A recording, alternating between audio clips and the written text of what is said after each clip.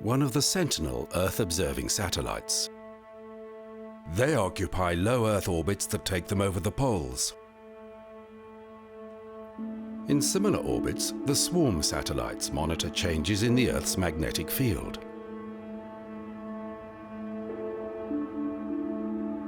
In a much higher orbit, the GOES weather satellite hovers above the United States. It orbits at the same rate that the Earth revolves. The New Horizons probe does not orbit anything. It was launched on a flyby mission past Pluto, and it continues into the Kuiper Belt. Satellites are expensive.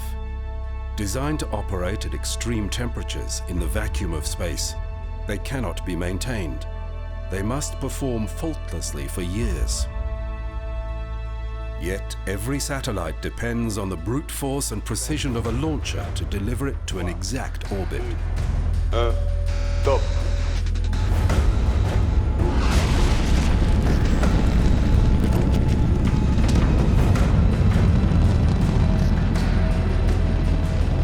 Launchers are expensive too. They have varying capabilities and varying reliability, but new developments in rocket technology are changing what can be achieved and how much it will cost.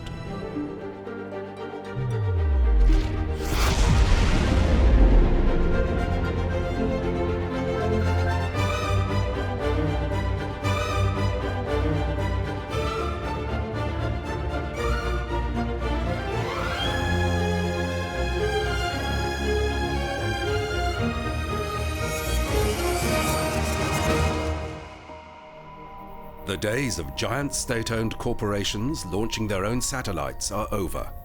Rocket builders sell their services to commercial or government clients.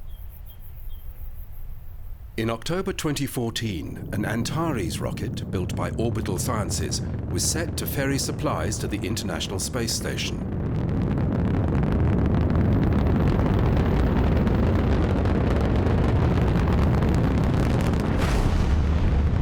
The launchers are generally reliable, but space is difficult. There is still a 7% failure rate.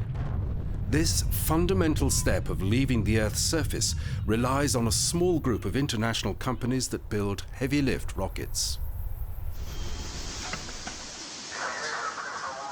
The most iconic booster in operation today is the Russian Soyuz. It's not the biggest or most powerful launcher, but its history stretches back to the earliest days of space exploration.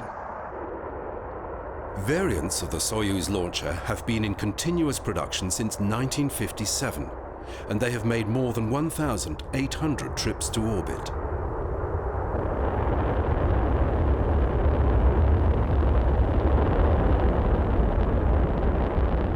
Since the demise of the space shuttle, the Soyuz remains the only human-rated launcher in operation, and both ESA and NASA rely on it to ferry people to and from the International Space Station.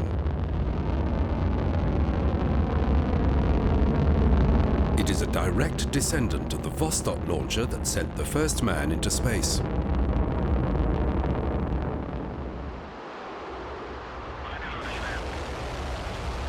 On the 12th of April 1961, Yuri Gagarin rose to orbit on Vostok 1, designed by Sergei Korolev. The design, featuring a central core surrounded by 4 strap-on boosters, was originally conceived as the first nuclear missile. But as Soviet warheads became lighter, the launcher was adapted for manned trips to low Earth orbit. Today, 4 variants of the Soyuz launcher are in operation, and they launch from 4 different sites. Many of the simple design features in the Soyuz have contributed to its reliability and low cost. It was estimated that Russia could launch 20 expendable Soyuz carriers for the cost of 1 space shuttle launch.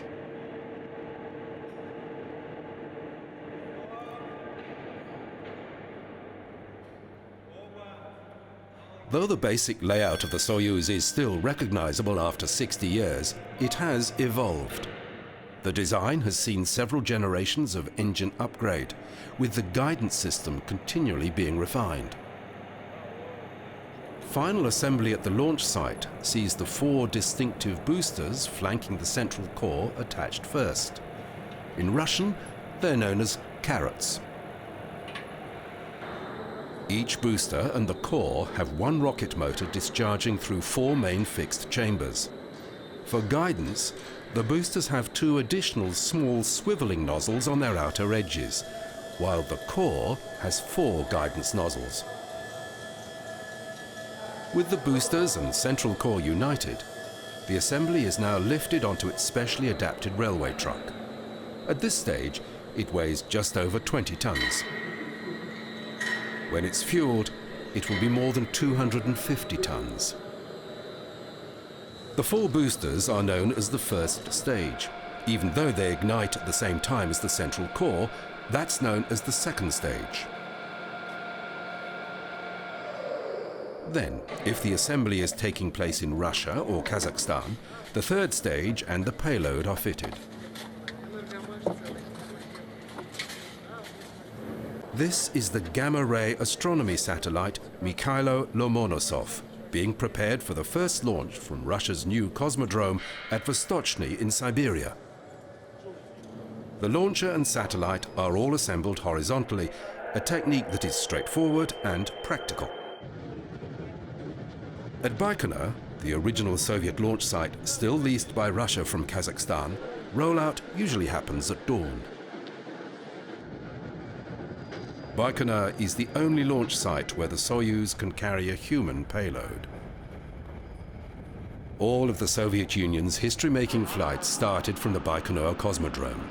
The area's sparse population was one of the main reasons the Kazakhstan location was chosen.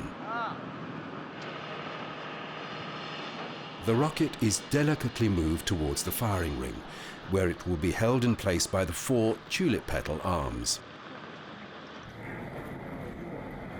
It takes about 1 hour to bring the launch vehicle to the vertical.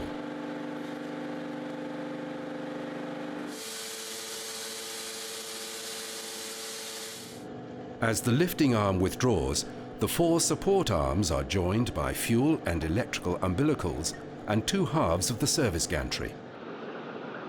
Ground staff will have access to every part of the launcher, and the cosmonauts will enter their spacecraft via this gantry. Technicians will spend the next 2 days checking the rocket and preparing it for launch. When fully loaded with fuel, its weight will increase by a factor of 15 to 305 metric tons. Soyuz carrier rockets also launch from the European spaceport at Kourou in Guyana, and from here the rocket is erected without its payload. Because of the equatorial location, the Earth's spin makes it easier to reach orbit. A Soyuz launched from Kourou can lift considerably heavier payloads to orbit than it could from a Russian launch site. However, Kourou's tropical location has 10 times the annual rainfall of Baikonur, and a mobile gantry that protects the rocket is necessary. Like the other European launchers, the satellite is attached to the Soyuz while it is vertical.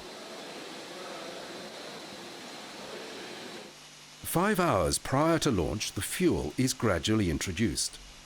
The liquid oxygen boils at minus 182 degrees C, and it is constantly replenished. At 36 seconds, the first umbilical mast retracts, leaving the rocket on internal power.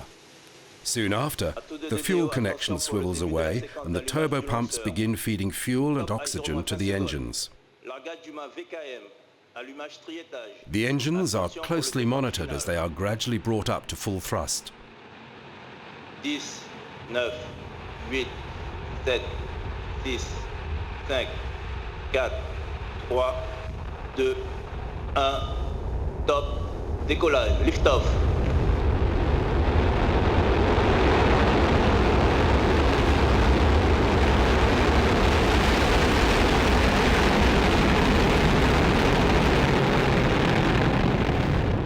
A guidance computer in the third stage maintains the launcher's attitude via the vernier nozzles around the first and second stage chambers. Near the 2-minute mark, the boosters shut down and are jettisoned. At 85 kilometers, the payload fairing splits and falls away. 5 minutes after liftoff, and at a height of 169 kilometers, the third stage takes over to accelerate the satellite and its upper stage to escape velocity. Less than 10 minutes after launch, the upper stage guides the satellite to its designated orbit, while the rest of the launcher falls back to Earth.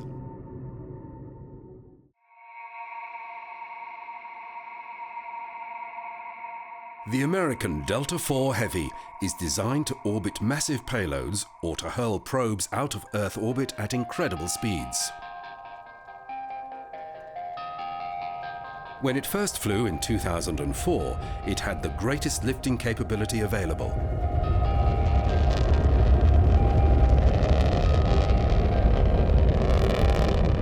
The first and second stages, as well as the 2 boosters, are all powered by cryogenic hydrogen and oxygen.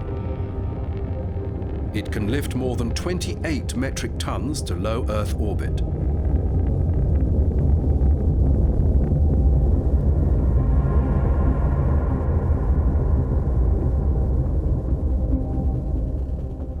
The Delta IV Heavy is made by the United Launch Alliance, a collaboration between Lockheed Martin and Boeing.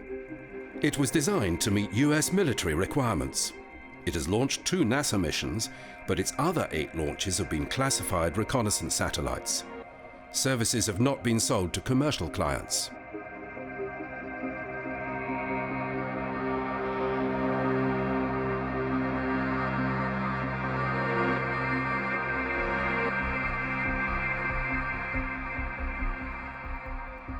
Recently, a Delta IV Heavy was prepared for perhaps its most significant launch.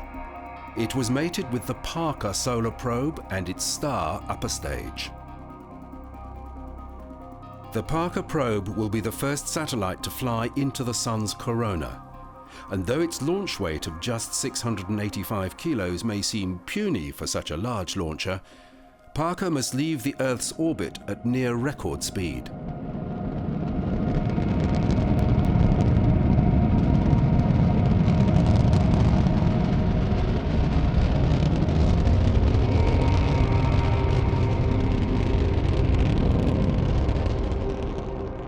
After a brief period in a parking orbit, the second stage reignited to break the bonds of Earth's gravity.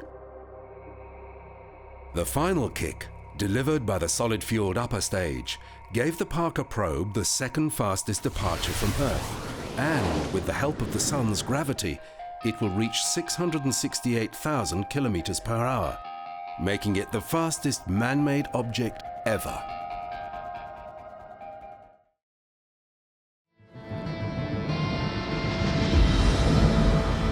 In 2001, SpaceX founder Elon Musk hatched a scheme to establish a greenhouse on Mars and began trying to buy a Russian launch system. The space industry laughed, but they're not laughing now. Because he couldn't buy a rocket, he built his own. Musk knew American launches were too expensive, and a little research convinced him he could undercut the established aerospace giants. In design and manufacture, SpaceX focused on simplicity and reliability, with a view to keeping costs down. Of the Falcon 9 rocket and the Dragon spacecraft, packing science and supplies for the International Space Station, humanity's home in low Earth orbit. In 2012, SpaceX flew the first commercial resupply mission to the International Space Station.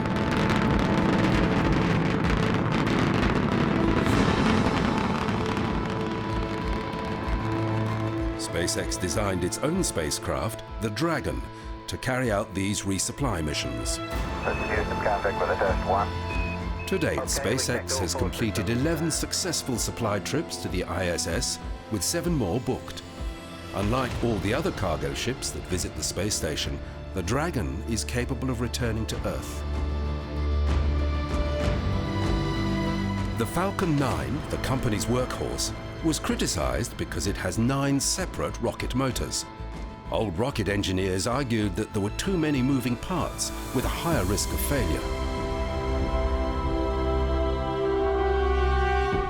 The Merlin engine, developed for the original Falcon 1, continues to be refined, giving the Falcon 9 a steadily improving lift capacity.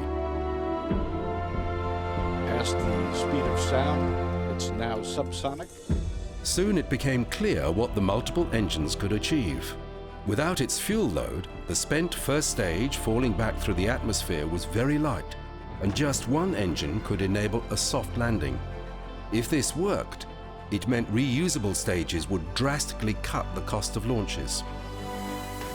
A pinpoint landing on a remotely controlled barge required so many new techniques, and space experts were skeptical.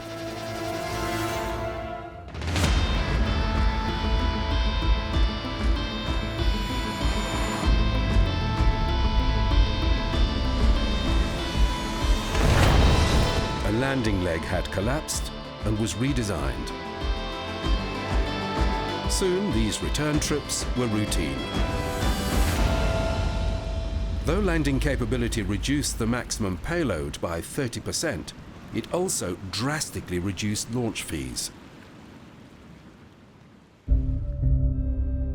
Next came the Falcon Heavy, essentially 3 Falcon 9s strapped together. In 16 years, SpaceX had gone from laughingstock to builder of the world's most powerful launch vehicle. This first flight was to be a pure demonstration. Its dummy payload was Elon Musk's red Tesla Roadster. The car would go into orbit around the Sun.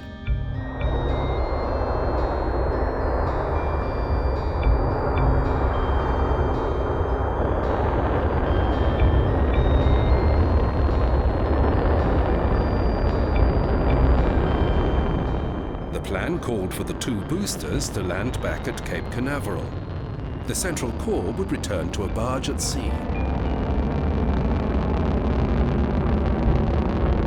Potential customers were watching the demonstration closely, and crowds who gather along the Florida coast to see a launch now wait to watch boosters returning.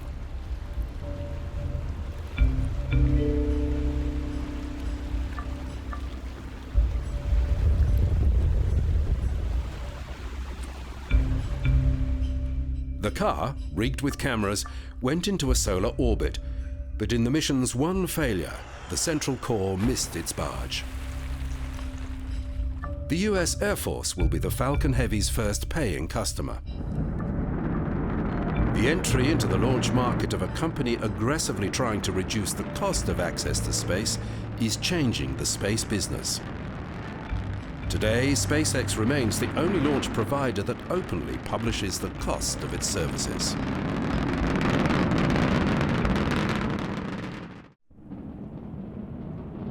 The Ariane 5 is the European Space Agency's heavy lift rocket. It features a liquid oxygen, liquid hydrogen first stage, flanked by 2 solid fuel boosters. Though the Ariane 5 is not the most powerful launcher, it holds the record for heaviest payload to geosynchronous transfer orbit. The equatorial launch site in Guyana makes orbits of low inclination easier to achieve and is an attractive feature for paying clients.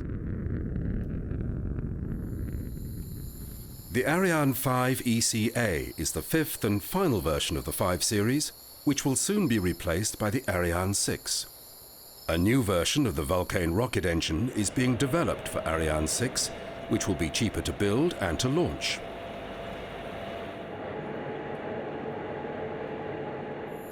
New facilities are being constructed for the Ariane 6 at the Kourou spaceport, including a new vehicle assembly building which will see a change from vertical to horizontal integration. But the Ariane 5 still has much to do. 18 launches are scheduled before its replacement begins flight testing. The stages are fabricated in Europe and cross the Atlantic by ship. At the launch site, the central stage is raised to the vertical. Slightly more than 30 meters long, the core stage is essentially a fuel tank divided into 2 compartments with a rocket engine at its base. Each solid fuel booster arrives on its table in an upright position and preloaded with propellant. The upper stage, that will on this mission deliver 4 Galileo navigation satellites to their target orbits, is fitted. The satellites, clustered about a central dispenser, are then attached to the upper stage before the fairing that protects them during the trip up through the atmosphere is lowered into place.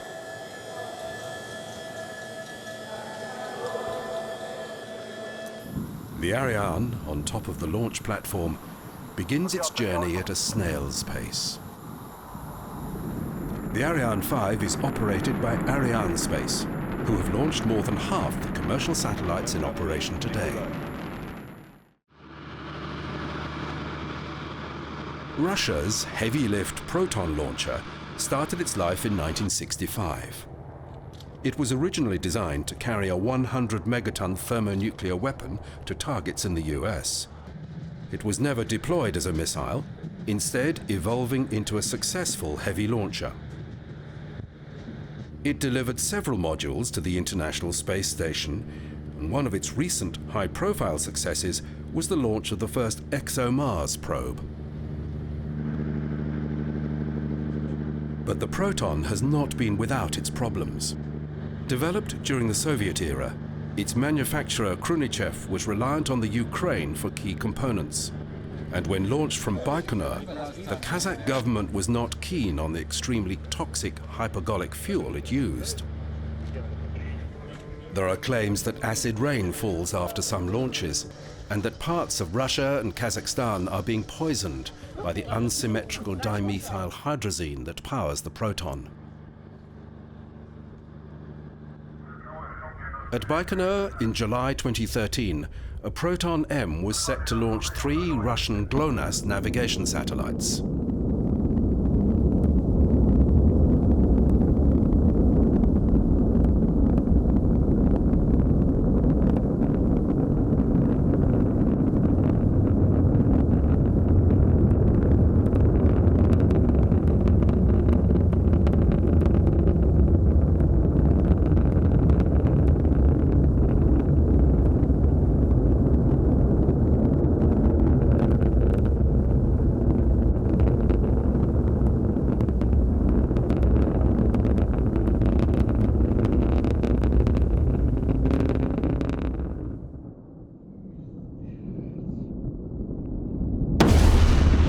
An investigation found that the rate gyro package had been installed upside down. It was not the only recent Proton failure, and questions about quality control were being asked.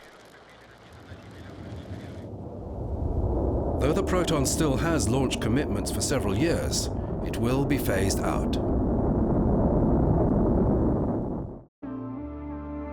Startup company Spacelab is poised for its first commercial launch. Their rocket, called the Electron, can deliver light satellites to low Earth orbit at prices that completely undercut the rest of the market. The launcher makes extensive use of carbon fiber in the construction of the tanks, and Spacelab has developed an engine with a radically new fuel cycle. Named after physicist Ernest Rutherford, the engine is largely constructed with 3D printing techniques. The liquid oxygen RP-1 fueled unit uses brushless electric motors to operate its turbo pumps instead of pre-burning fuel for the same purpose. The batteries powering the process add weight, but they save on fuel and give engineers finer control when throttling the engine. The launch site on New Zealand's North Island Mahia Peninsula is perfect for the busy schedule that Rocket Lab envisions.